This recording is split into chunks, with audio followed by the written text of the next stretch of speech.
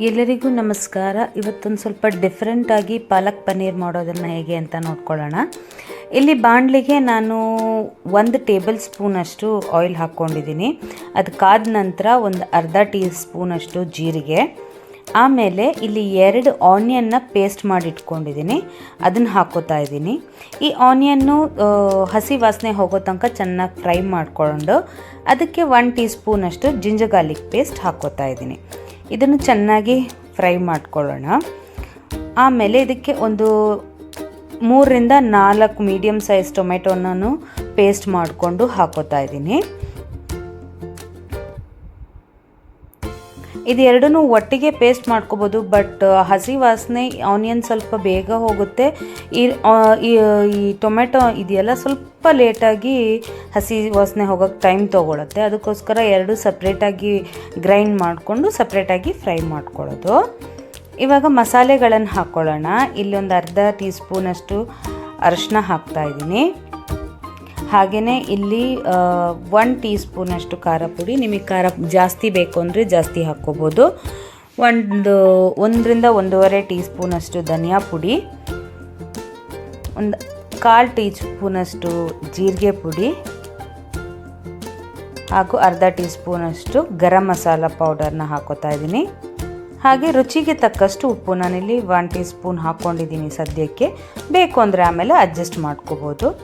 ಇದನ್ನು ಎಲ್ಲ ಚೆನ್ನಾಗಿ ಫ್ರೈ ಮಾಡ್ಕೊಳ್ಳೋಣ.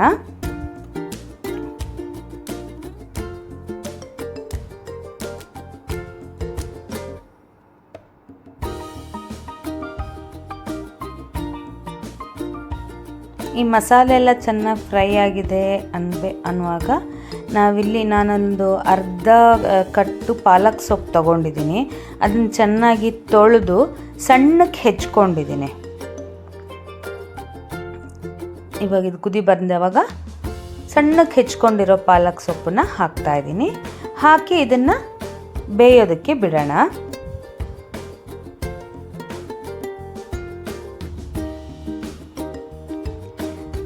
ಇಲ್ಲಿ ನಾನು ಪನ್ನೀರ್ನ ಮಲಾಯ್ ಪನ್ನೀರ್ ತೊಗೊಂಡಿಲ್ಲ, 50 ಗ್ರಾಮ್ ಎಕ್ಸ್ಟ್ರಾ ಪ್ರೋಟೀನ್ ಪನ್ನೀರ್ ಅಂತ ಬರುತ್ತಲ್ಲ ಅದನ್ನು ತೊಗೊಂಡಿದ್ದೀನಿ. ಅದು ಸ್ವಲ್ಪ ಬಿಸಿ ನೀರು ಹಾಕಿ ನೀಟಾಗಿ ನುಣ್ಣಗೆ ಪೇಸ್ಟ್ ಮಾಡ್ಕೊಂಡಿದ್ದೀನಿ. ಅದನ್ನೆಲ್ಲ ಆ್ಯಡ್ ಮಾಡ್ಕೋತಾ ಇದ್ದೀನಿ.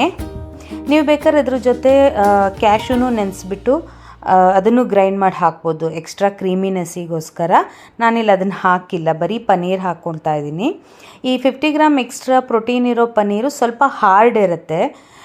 ಹಾಗೆ ಪೀಸ್ ಮಾಡಿ ಹಾಕಿದ್ರೆ ತಿನ್ನೋಕ್ಕೆ ಚೆನ್ನಾಗಾಗಲ್ಲ ಅಂತ ಈ ರೀತಿ ಪಾಲಕ್ ಪನ್ನೀರನ್ನ ಮಾಡ್ಕೋತಾ ಇರೋದು.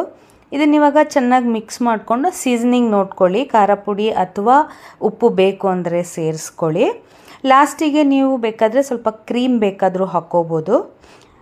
ಇದೀಗ ಆಗಿದೆ. ಇದಕ್ಕೊಂದು ಫೈನಲ್ ಒಗ್ಗರಣೆಗೆ ಇಲ್ಲಿ 1 ಟೀ ಸ್ಪೂನಷ್ಟು ತುಪ್ಪ ತೊಗೊಂಡಿದ್ದೀನಿ. ಇದಕ್ಕೆ ಒಂದು 5 ರಿಂದ 6 ಸಣ್ಣಕ್ಕೆ ಹೆಚ್ಚಿರೋ ಬೆಳ್ಳುಳ್ಳಿನ ಹಾಕ್ಕೊಂಡು ಫ್ರೈ ಮಾಡ್ಕೊಳ್ಳೋಣ. ಹಾಗೆಯೇ ಚೂರು ಖಾರದ ಪುಡಿನ ಹಾಕ್ತಾಯಿದ್ದೀನಿ. ಅದೊಂದು ರಿಚ್ ಕಲರ್ ಕೊಡುತ್ತೆ. ಇವಾಗ ನಮಗೆ ಪಾಲಕ್ ಪನ್ನೀರ್ ರೆಡಿಯಾಗಿದೆ. ಅದಕ್ಕೆ ಹಾಕಿಬಿಟ್ರೆ ಚಪಾತಿ ಜೊತೆ ಯಾವುದ್ರ ಜೊತೆನೂ ತುಂಬಾ ಚೆನ್ನಾಗಿರುತ್ತೆ.